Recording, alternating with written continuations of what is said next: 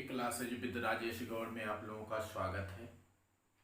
आप लोग मेरे इस चैनल को देखिए, सब्सक्राइब करिए, लाइक करिए। हम लोग पढ़ रहे हैं आइसोमेरिज्म, और आइसोमेरिज्म का दो टाइप, स्ट्रक्चरल और स्टीरियो। तो हमने देखा क्या,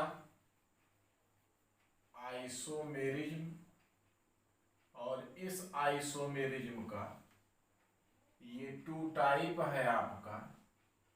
फर्स्ट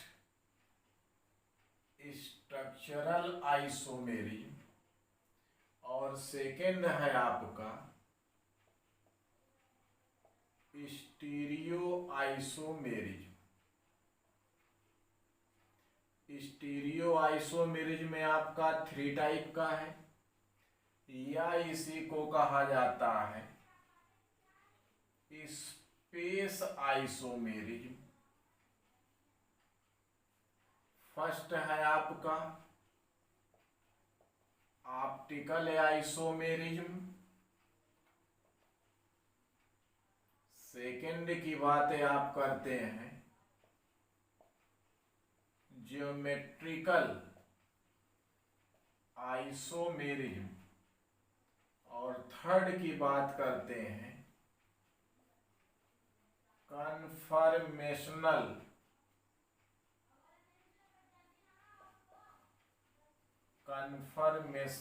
आइसोमेरिज्म। तो हमने स्ट्रक्चरल का टाइप पढ़ा, chain isomerism, chain ring isomerism, position, functional, metamerism, tautomerism, ये सब हमने पढ़ा। अब हम लोग बात करते हैं किसके, ऑप्टिकल आइसोमेरिज्म की। तो हम लोग बात करते हैं ऑप्टिकल आइसोमेरिज्म की।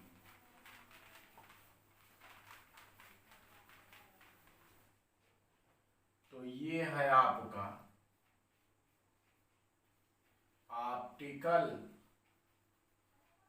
आइसोमेरिज्म। इसकी डिफिनीशन जानने से पहले कुछ ऐसे टर्म हैं जिनको जानना अति आवश्यक है ऑप्टिकल आइसोमेरिज्म के लिए।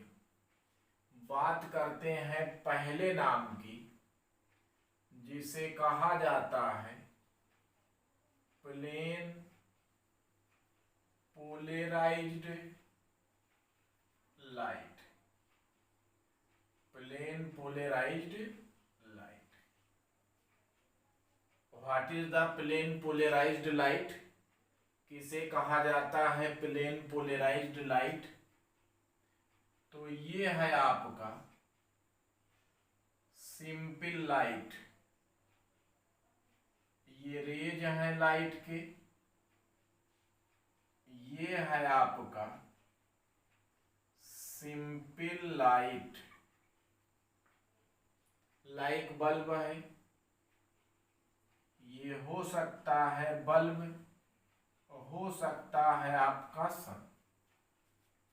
जो सिंपल लाइट होती हैं, इनके जो वेव्स हैं, ये इस ऑसिलरेशन के, कंपन के लॉन्गिट्यूडिनल, लंबवत सभी डायरेक्शनों में मूव करते हैं। जो साधारण प्रकाश के तरंगे हैं, सिंपल लाइट के वेव्स हैं, उनका संचरण, ऑसिलरेशन, उनके तल के लॉन्गिट्यूडिनल, तल के लंबवत सभी दिशाओं में, सारी डायरेक्शनों में होता है। किंतु अब इसे हम आगे ले चलते हैं और यहां हम बना लेते हैं,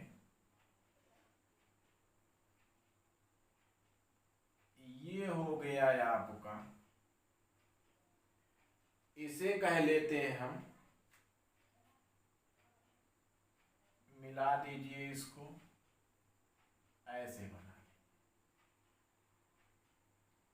ये है आपका निकाल प्रिज्म। क्या नाम मिला? निकाल prism. Formation of calcium carbonate crystals called निकाल prism.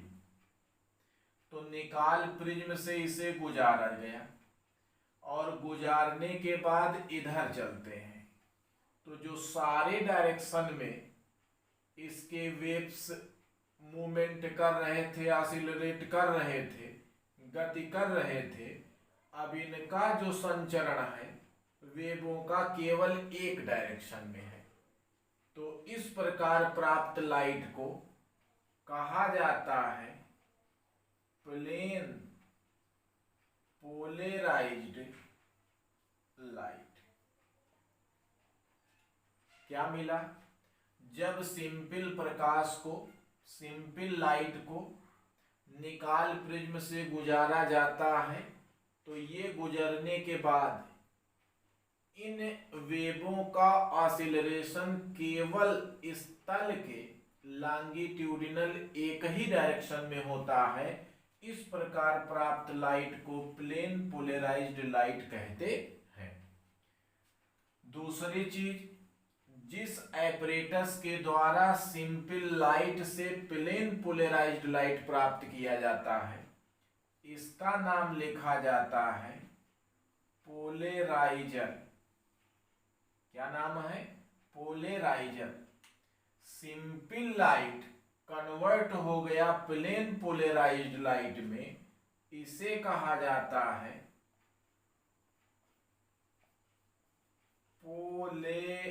Polarisation. Polarisation of light कहा जाता है। कब कहा जाता है?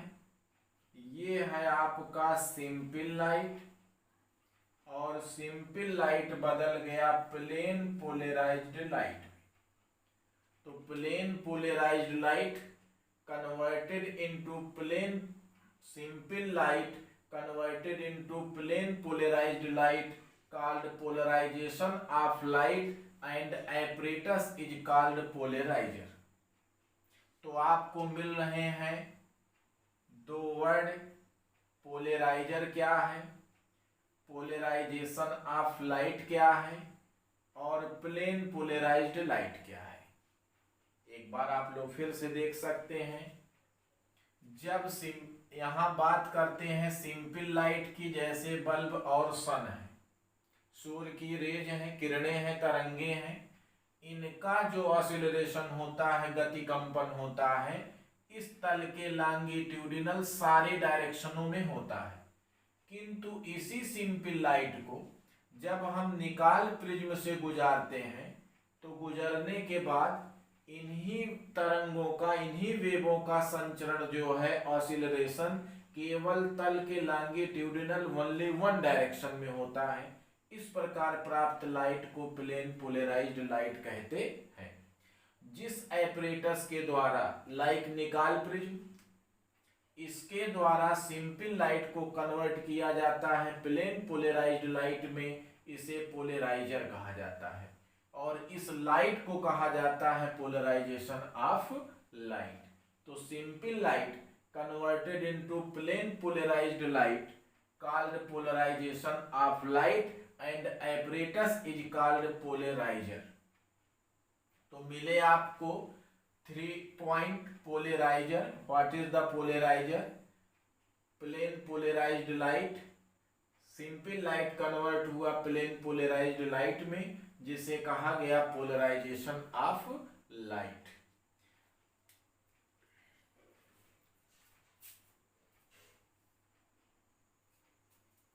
तो बात करते हैं हम इसके बाद ऑप्टिकली एक्टिव की। हम लोग देख रहे हैं कुछ टर्म जो रिलेटेड है ऑप्टिकल आइसोमेरिज्म से। तो ये ले लेते हैं हम एक pot,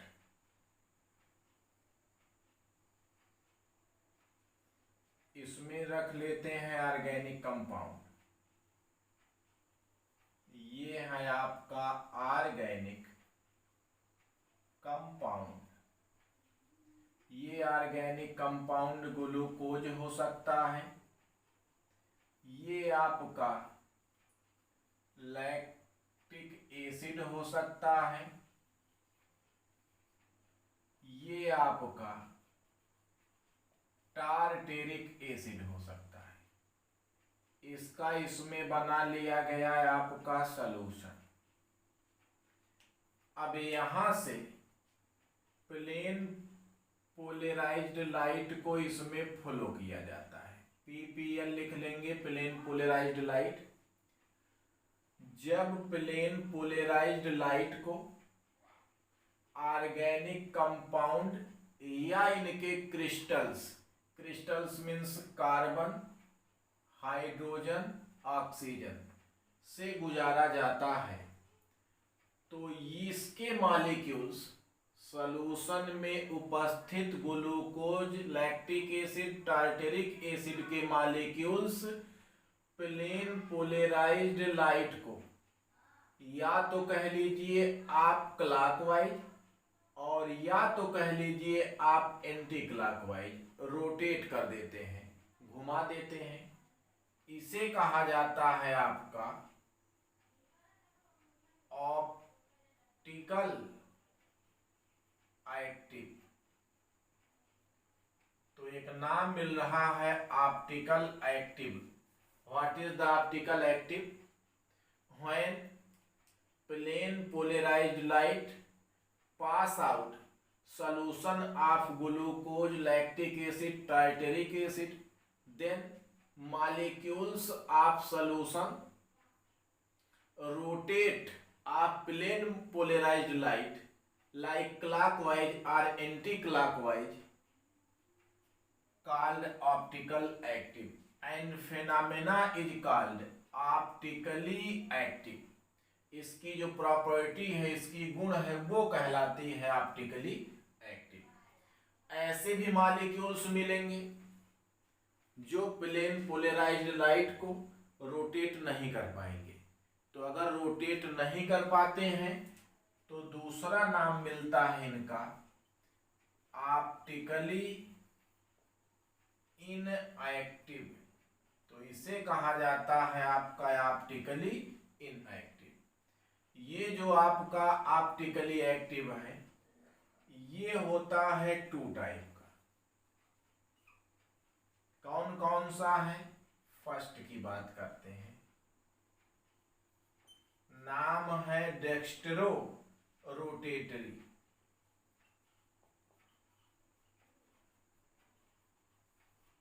dextro rotatory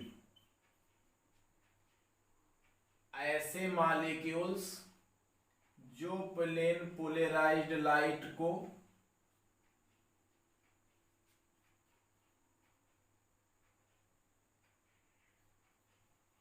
clockwise rotate कर दे। अगर प्लेन पोलराइज्ड लाइट को क्लॉकवाइज रोटेट करता है तो इसे कहेंगे आप डेक्स्ट्रो रोटेटरी। और इसे जो है रिप्रेजेंटेड बाय प्लस फार,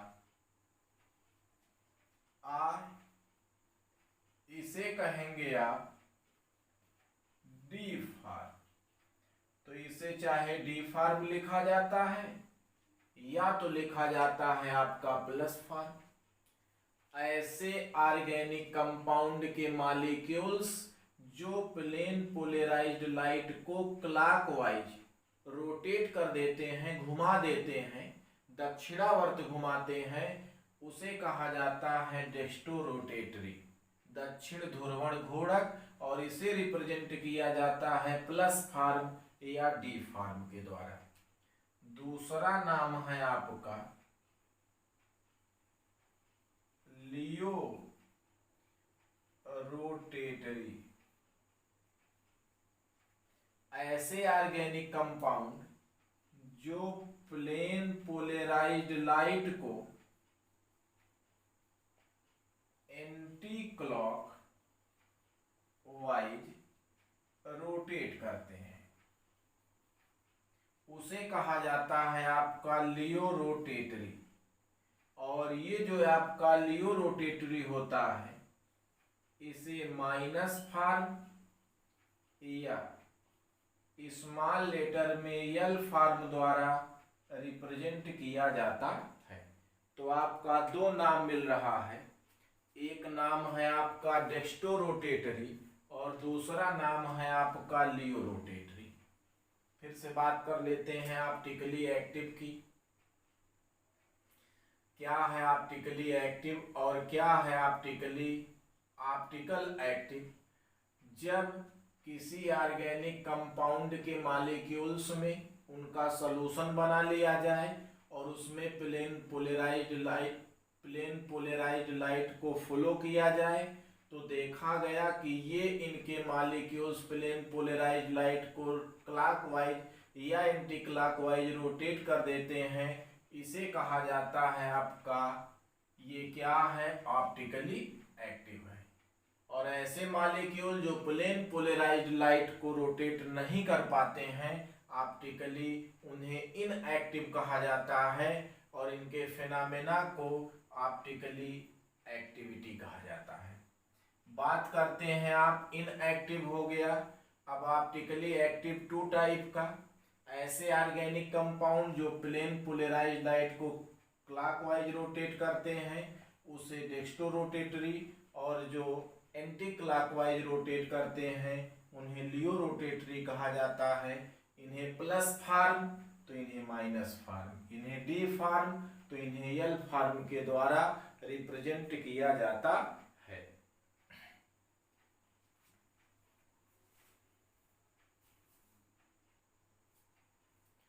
तो हमने देखा कि ऑप्टिकली एक्टिव टू टाइप के हैं, एक डी फार्म है और दूसरा आपका एल फार्म है। ये जो ऑप्टिकली एक्टिव कंपाउंड है, क्या है, ऑप्टिकली एक्टिव कंपाउंड है, ये किसी तल पर जितने एंगल रोटेट करते हैं उस एंगल का नाम रखा गया है एंगल ऑफ रोटेशन। ये क्लॉकवाइज होगा, एंटी क्लॉकवाइज होगा।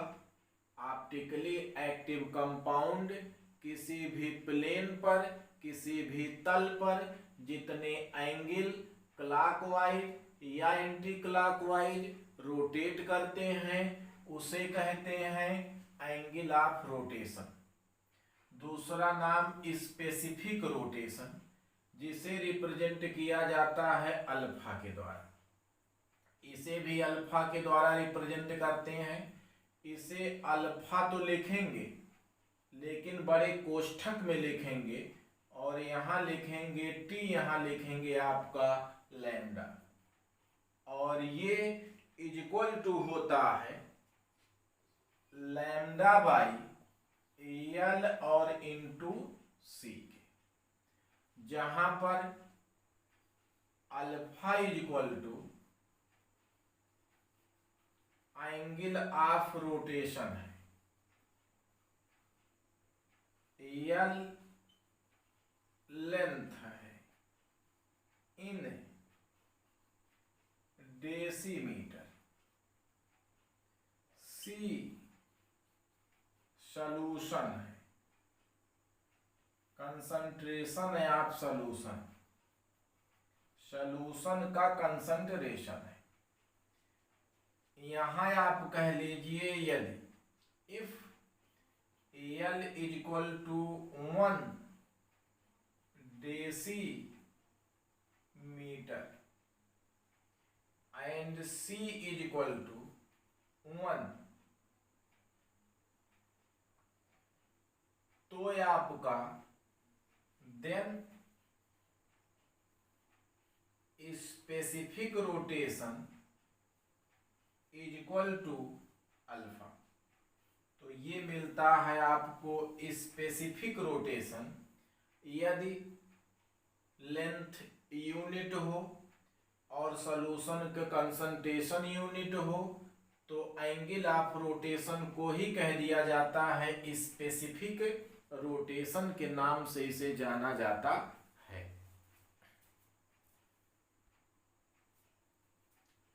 बात करते हैं cages of optically active. Cages means है कारण, ऑप्टिकली एक्टिव का कारण। यहां 2 पॉइंट की बात करते हैं। At the first time discovered of properties of optically active is Arago in 1811 in inorganic compound quartet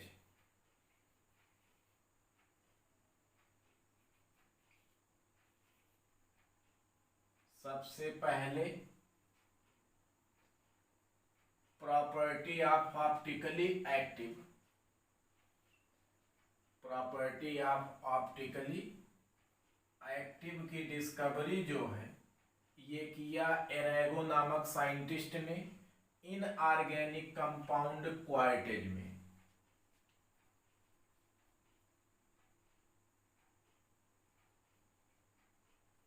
बात करते हैं study of properties of optically active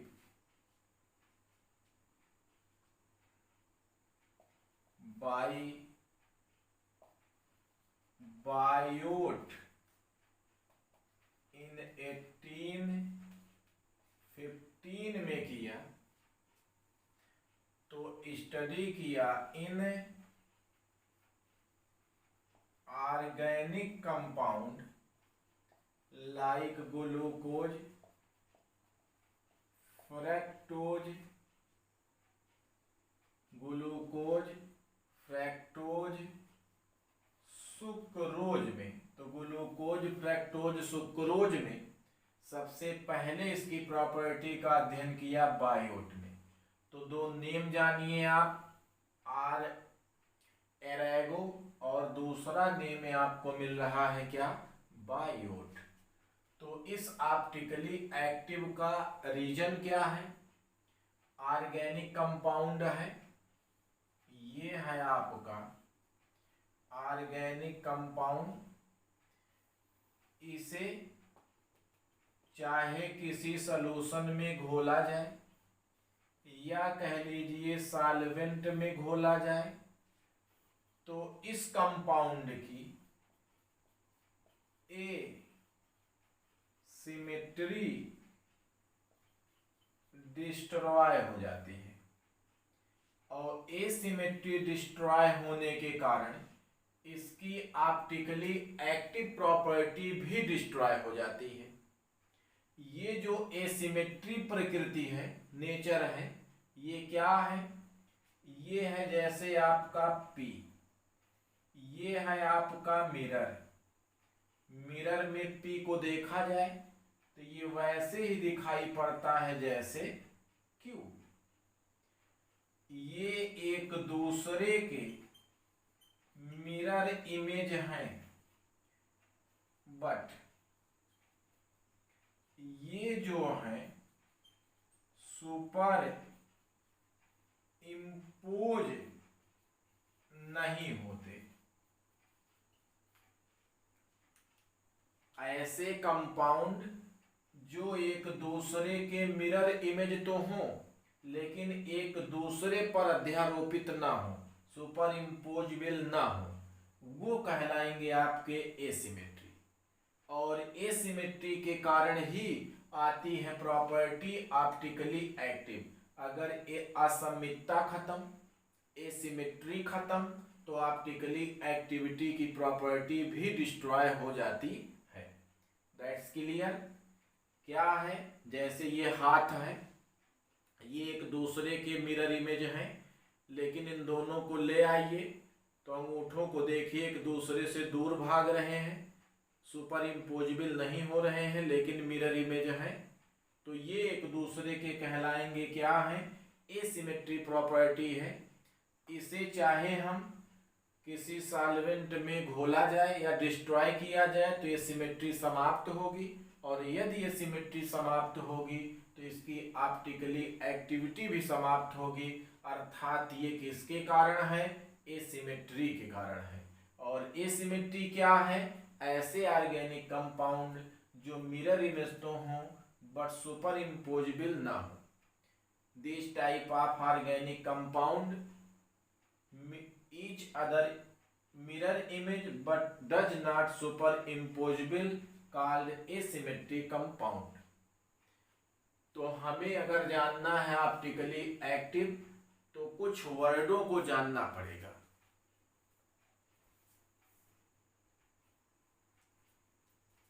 most important है एसिमेट्रिकल कार्बन एटम। इसमें जो है आप लिखेंगे कार्बन, इसके ऊपर बना लेंगे स्टार, ये कार्बन होगा आपका asymmetric carbon atom. What is the asymmetric carbon atom, ये है आपका कार्बन एटम, इसकी है ये 4 वैलेंसी, इसे चाहे जैसे अटैच्ड कर दीजिए। एक आइटम ए है, दूसरा बी, तीसरा सी और फोर्थ है D.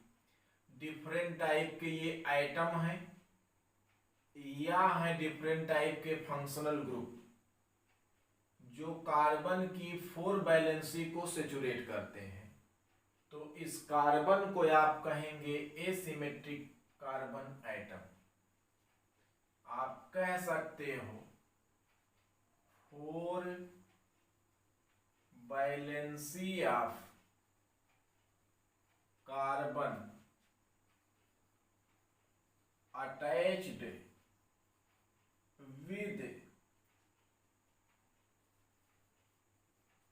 Different types of atom or functional groups called asymmetric carbon atom. Clear, ये ABCD क्या है, डिफरेंट टाइप के एटम है या क्या है, फंक्शनल ग्रुप है। या इसी का एक नाम और भी है, इसे कहा जाता है किरल सेंटर। क्या नाम है इसका, किरल सेंटर भी कहा जाता है, चिरल मॉलिक्यूल भी कहा जाता है। तो 4 valency of carbon attached with different type of atom or functional groups called asymmetric carbon atom or chiral centre. जैसे आप एग्जाम्पल लिख लीजिए, ये है आपका कार्बन, ये हो गया है आपका बोरोमीन, क्लोरीन, फ्लोरीन, आयोडीन। तो IUPAC नाम 1, बोरोमो 1, chloro 1, fluoro 1, iodo, methane. Number of carbon 1 इसलिए क्या, मेथेन। अब यहाँ देख सकते हैं इस कार्बन की एक वैलेंसी Cl, दूसरा ब्रोमीन, तीसरा आयोडीन, चौथा आपका फ्लोरीन से अटैच्ड है। चारों वैलेंसी अलग अलग एटम से अटैच्ड हैं, इसलिए ये कार्बन एटम आपका एसिमेट्रिकल कार्बन एटम ही होगा। दूसरा नाम लिख लेते हैं CHO, CHOH, CH2OH। इस कार्बन को देखिए, एक वैलेंसी OH से अटैच्ड है, दूसरा एल्डिहाइड, तीसरा हाइड्रोजन, चौथा है आपका CH2OH से। तो ये है आपका एसिमेट्रिक कार्बन एटम और इसका नाम है ग्लिसरॉल्डिहाइड। आप इसको बदल दीजिए CH3C HOH COOH, इसका नाम हो गया लैक्टिक एसिड। क्या नाम मिल गया है आपको? Lactic acid. इसको बदल दीजिए, ये आपका एसिमेट्रिक है CH3HOH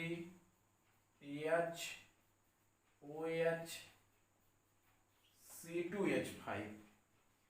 number of carbon 1 2, carbon से OH CH3H C2H5 अटैच्ड है, तो नाम हुआ butanol 2। This carbon is asymmetric carbon atom. तो तमाम आपके बहुत सारे एग्जाम्पल्स हैं, many examples of asymmetric carbon atom.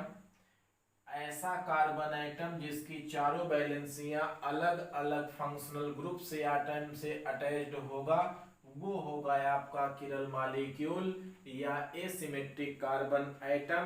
इसके आप एग्जाम्पल बहुत सारे बनाते जाइए। ठीक,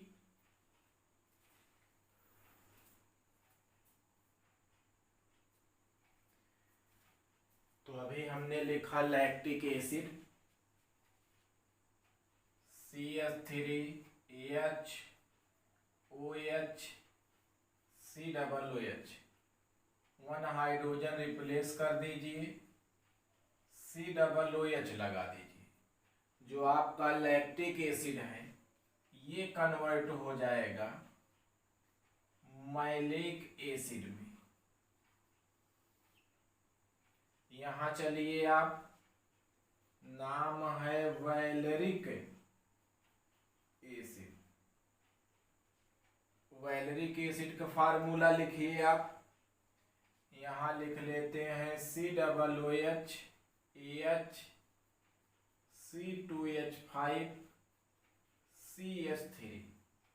इस कार्बन को देखिए, इसकी चारों वैलेंसी अलग अलग एटम से अटैच्ड है, इसलिए एसिमेट्रिक कार्बन एटम ये है, एसिमेट्रिक ये है।